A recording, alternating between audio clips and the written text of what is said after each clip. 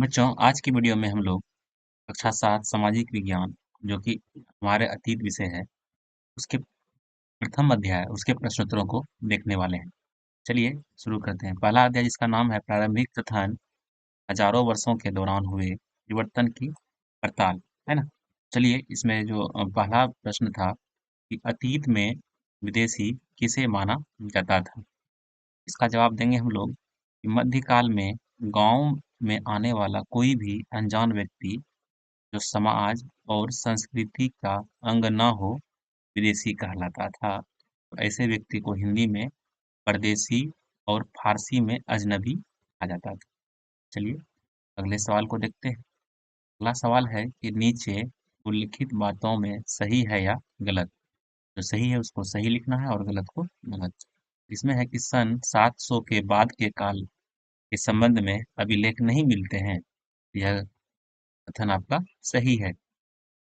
चलिए इसके बाद है ख नंबर कि इस काल के दौरान मराठाओं ने अपना राजनीतिक महत्व की स्थापना की। इसका हो जाएगा सही।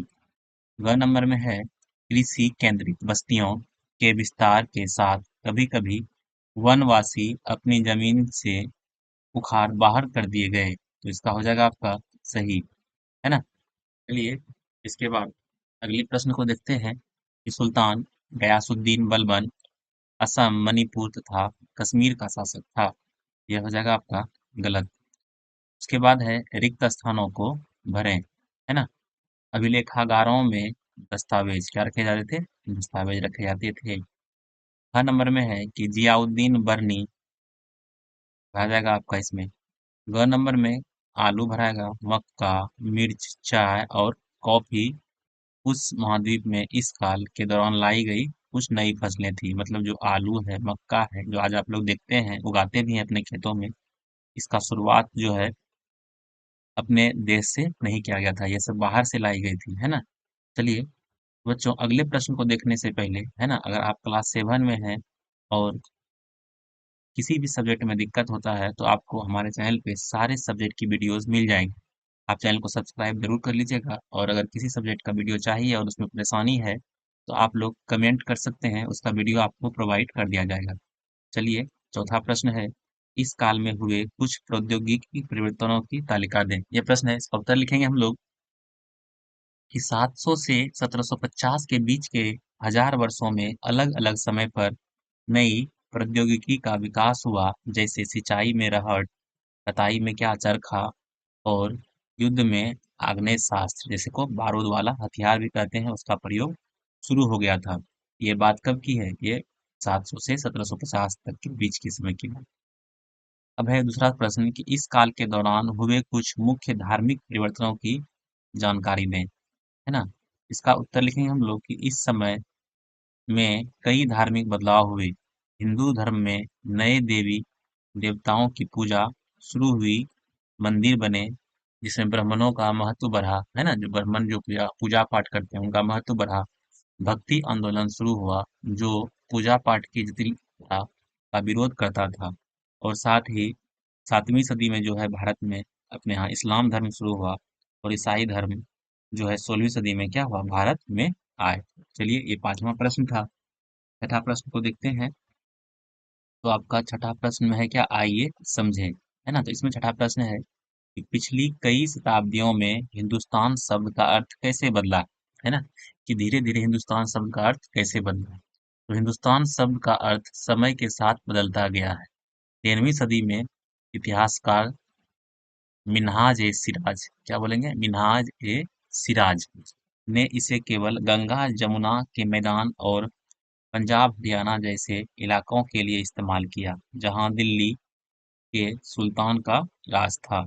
लेकिन 16वीं सदी में बाबर ने हिंदुस्तान शब्द का उपयोग क्या किया? पूरी भारत की भूमि और जहाँ के पशु पक्षियों और लोगों की संस्कृति के लिए किया।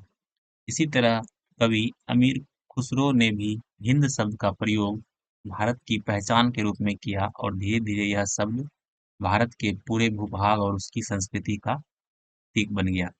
चलिए सातवां सवाल देखते हैं।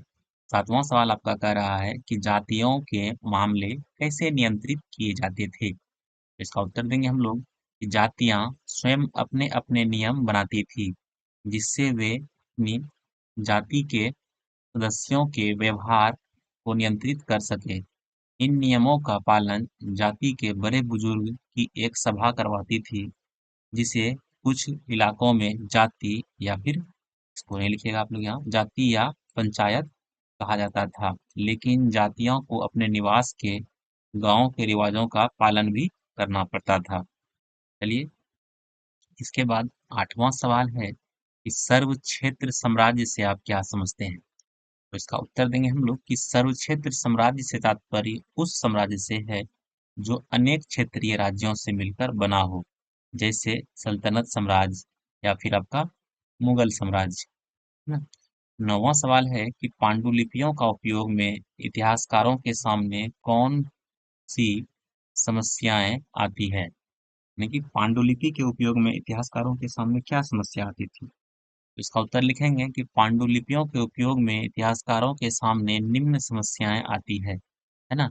इसमें पढ़ा देंगे हम लोग कि पांडुलिपियां का लिखावट पढ़ना मुश्किल होता था, है ना? पांडुलिपि जो लिखी होती थी उसको पढ़ना मुश्किल होता था। दूसरा पॉइंट देखें, लेखक की मूल पांडुलिपियां अक्सर नहीं मिलती थी।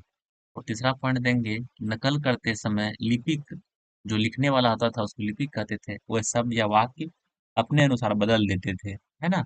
और समय के साथ साथ अलग प्रतिलिपियां काफी भिन्न हो जाती थी। जैसे मान लीजिए कि कोई नया लिपिक था, वो अलग परिवर्तन किया, फिर दूसरे ने और परिवर्तन कर दिया, तो धीरे धीरे क्या होता था, जो मूल पांडुलिपि होता था उसका बदल जाता था।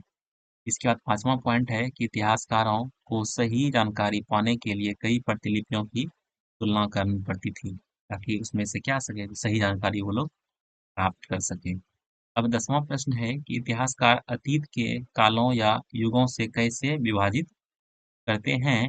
क्या इस कार्य में उसके सामने कोई कठिनाई आती है? तो इसका उत्तर लिखेंगे हम लोग कि अधिकतर इतिहासकार आर्थिक तथा सामाजिक कारकों के आधार पर ही अतीत के कालखंडों को विशेषताएं तय करते हैं। इन आधार पर इतिहासकार इतिहास को जो है ना, चीन में मध्य और आधुनिक काल में बांटा गया है। कालक्रम को विभाजित करते समय इतिहासकारों के सामने यह समस्या उत्पन्न होती है कि वे किस महत्वपूर्ण घटना के बाद कालक्रम का विभाजन करें। है ना? ये 10वां नंबर सवाल था आपका। आ, चलिए, 11 नंबर सवाल तो नहीं है, 10 नंबर तक ही सवाल था, है ना? तो यहाँ आपका सारा प्रश्न उत्तर समाप्त हो गया है। अब आप लोग जो है, अगर वीडियो अच्छा लगा तो चैनल को सब्सक्राइब जरूर कर लीजिएगा, क्योंकि क्लास 7 का